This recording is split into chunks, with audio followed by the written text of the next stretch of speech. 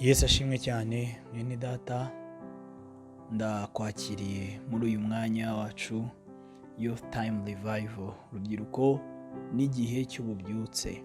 Turakomeje gahunda yacu muri uku kwezi kwa gatandatu, aho turi kurebana inyigisho ivuga ngo kwizera kuduhindura abana b'Imana. Kwizera kuduhindura abana b'Imana. Ubu niko twahindutse abana b'Imana kandi turibo koko nta gushidikanya.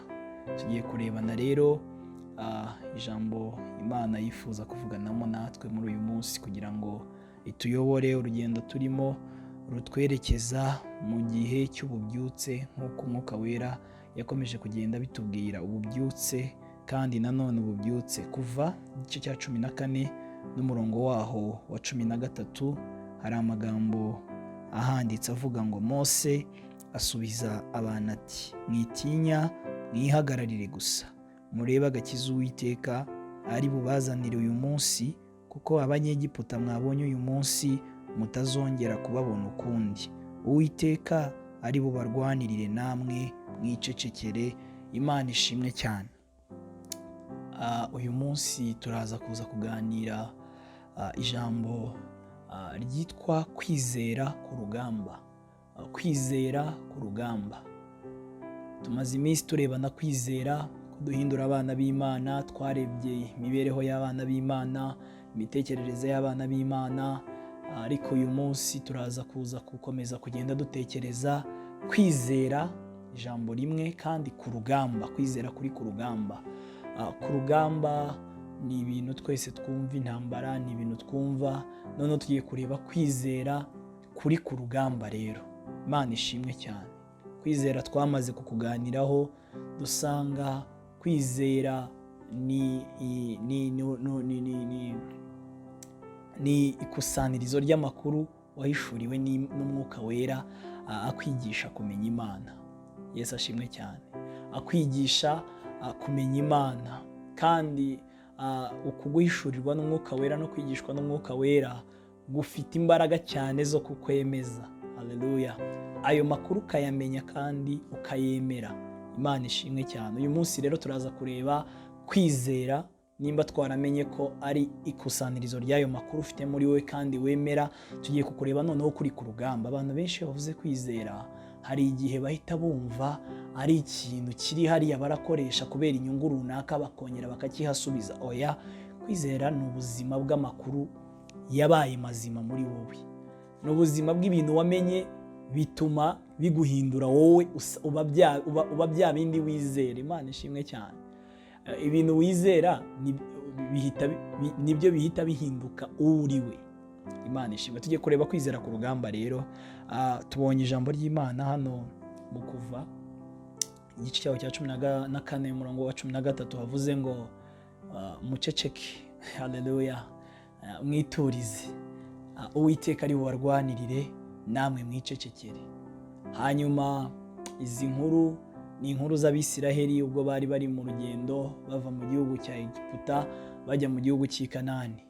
Mwene data, hari ahantu uri kuva ndetse hari n'ahantu uri kujya, ariko uko duhuriye kuri iki cyifuzo cy'ububyutse, nagira ngo mbwire ngo turi kuva mu buhenebere, turi kuva mu ntege nke twinjira mu gihe cy'imbaraga Imana iri kuduhamagarira. Uyu munsi tugiye kwifashisha iyi nkuru, turebe ahantu mu nzira abantu bajya bagera bakahura n'ibibazo, bagahura n'ibigeragezo, bagahura n'ibikuta, bagahura n'ibibabuza gukomeza urugendo. Niho ubu bwoko bw'Imana bwari bugeze, ariko hamwe no kugera ahangaha, Imana ishimwe ko aho bari bavuye ari Imana yari ihabakuye. Imana ishimwe ko aho wavuye ari Imana yahagukuye. Reka nkubwire ikintu gitangaje, nuko ubwo Imana yagukuye hariya wahagurukiye, naho ugeze izahagukura mu izina rya Yesu. Imana yatangije urugendo rwo gushakashaka ububyutse no gushakashaka imbaraga z'Umwuka Wera hagati muri twebwe, ko zikora kandi zigakora ibintu biri ku rwego rw'Imana, rw'ubumana. Reka nkubwire ngo nubwo uri gusenga ukabona nta kintu kibaye uyu munsi, ariko hari ikintu kiri kuba. Uzi ikintu gitangaje? Nuko uko wari urugihamagarwa, no kuri uyu munsi hari ibintu bikomeye ubona byabaye kandi byahindutse mu buzima bwawe. icyo twari dukeneye ni ukugira vision yo kujya ahantu Imana ishaka.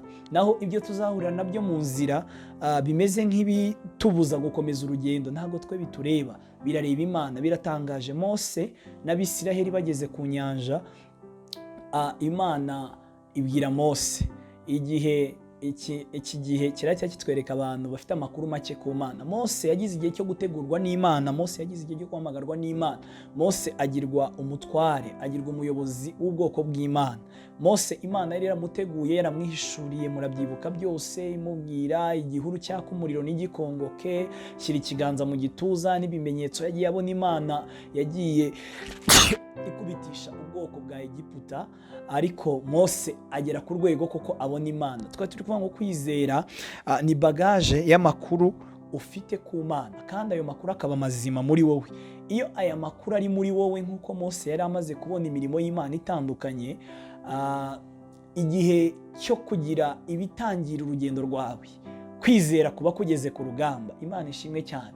Kwizera kujya kugira amaso areba ibitandukanye n'iby'ibibazo biri kukwereka, kwizera kugira amatwi yumva ibitandukanye n'iby'ibibazo biri kukwereka. Dore ukuntu bitangaje, abantu bangana kuriya baravuze bati ibintu ni hatari, ibintu birakaze, ibintu ntabwo bishoboka, urugendo turimo twaribeshye.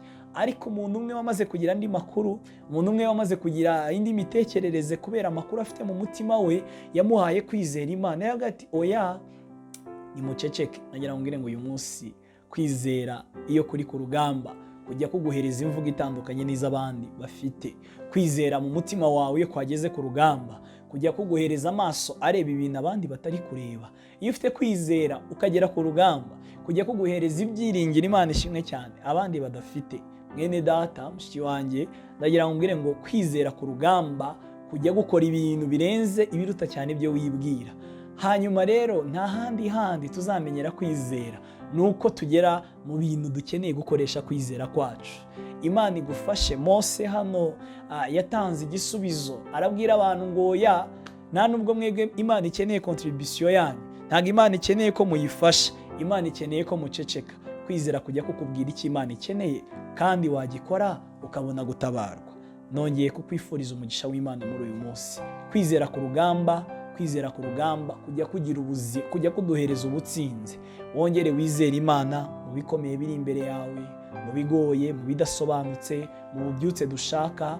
Nta kindi cyatuma tubugeraho nuko tugenda na kwizera. Kandi kankubwire, ni wowe Imana ihamagaye kugira ngo kukwizera kugutware kukugeze mu bubyutse Imana iduhamagariye kwinjiramo. Imana igukomere umugisha rero. Amaso yacu akomeje gutumbira ububyutse, nta kindi imitima yacu itegereje no kubona icyo gihe Imana iri kuvugana natwe ko kigomba kubaho, igihe cy'imbaraga, igihe cyo kwerekana Imana mu buryo butangaje kandi bukomeye, kandi ni umuhamagaro w'urubyiruko. Imana ikomere umugisha rero. Kwizera ku rugamba mu ntambara urimo, keneye kwizera kandi kuzabasha kugusohoramo amahoro. Imana ikomere umugisha mu izina rya Yesu Kristo.